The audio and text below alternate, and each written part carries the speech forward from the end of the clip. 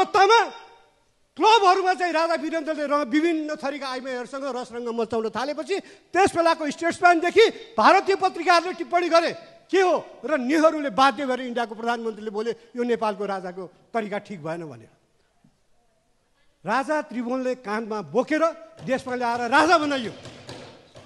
त्यो लोकतन्त्रलाई उनका छोराले खोसे, महेन्द्रले खोसे। आज हामीले यो बोल्न दिनु सभामुख महोदय, आफ्नो टाइममा बोल्नुहोस् न। किन मान्य सदस्य के को लागि उठ्नु भएको छ? के कुन नियम, के नियम? म इतिहासबाट साबित गरेर देखाइदिन्छु। इतिहासका पुस्तक पढेर। मान्य सदस्य, मैले यहाँलाई समय दिएको छैन, त्यसैले आसन ग्रहण गरेर बसौँ र मान्य सदस्य अगाडि बढ्नुहोस्। इतिहास पढेर आउने, मसँग बहस गर्ने भने इतिहास पढेर आउने, जुम्लामा हाउ गरेर आएको जस्तो होइन। इतिहास पढेर आऊ, बहस गर्ने भने आउनुहोस् न पढेर। मान्य सदस्य आसन ग्रहण गरौँ र मान्य सदस्यलाई बोल्न दिनुहोस्। मैले बोलेको इतिहास गलत हो भने इतिहासका पुस्तक पढाएर। मान्य सदस्य समय लिएर बोल्नुपर्छ, त्यसले गर्दाखेरि मान्य सदस्यलाई मैले समय दिएको छैन, त्यसले आसन ग्रहण गरौँ र मान्य सदस्य बोल्नुहोस्। के भन्नु पाइन्छ मलाई थाहा छ। मान्य सदस्यहरू,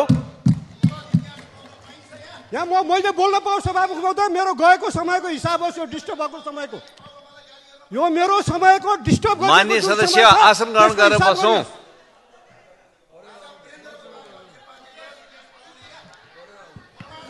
इतिहास पढेर आउने, इतिहास पढेर मसँग बहस गरेर आउने। मिस्टर मान्यजी, इतिहास पढेर आउनुहोस्। ल मान्य सदस्यहरू, मेरो टाइम जुन नष्ट भएको छ त्यो पाऊँ है सभामुख महोदय।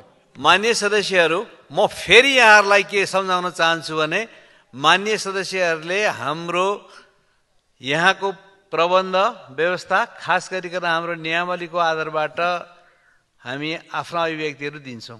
अभिव्यक्तिहरू दिँदाखेरि मान्य सदस्यहरूले राष्ट्रको अगाडि सार्वजनिक ढङ्गबाट, त्यसमा पनि हाम्रो खुला भएको संसदमा बोलिरहनु भएको छ। यसरी बोलिरहँदाखेरि तथ्य सत्यमा आधारित भएर, तर्कमा आधारित भएर व्यवस्थित ढङ्गबाट बोल्नुपर्छ भन्ने विषयमा मान्य सदस्यहरू आफै जानकार हुनुहुन्छ। जो मान्य सदस्यहरूले आफ्ना तर्क, आफ्ना भनाइ राखिरहनु भएको छ, यो राखिरहँदाखेरि कयौँ मान्य सदस्यहरूलाई त्यो बेठिक लाग्न सक्छ, झुटो लाग्न सक्छ, असत्य लाग्न सक्छ। त्यसमा मान्य सदस्यहरू असहमत हुन सक्नुहुन्छ।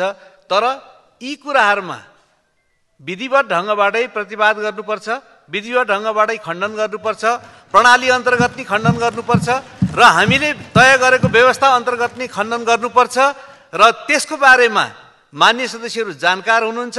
जानकार नभएको कुरालाई सञ्चालन गर्ने सन्दर्भमा यहाँबाट निर्देशन गरिएको छ, निर्दिष्ट गरिएको छ, अनुमति दिने नदिने कामहरू गरिएको छ।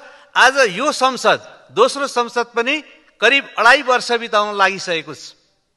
3टा हाम्रा यिनै अधिवेशनहरू सञ्चालन भइसकेका छन् भन्नाले हिउँदे अधिवेशनहरू सम्पन्न हुन लागिरहेका छन्। यस्तो बेलामा मान्य सदस्यहरूले आफ्नो गरिमालाई ख्यालमा राखेर सभा सञ्चालन गर्नुहुनेछ। र मैले बोलिरहनु भएको मान्य सदस्य रघुजी पन्तको जुन समय काटिएको छ त्यो समयलाई मैले थप्दाखेरि सिङ्गो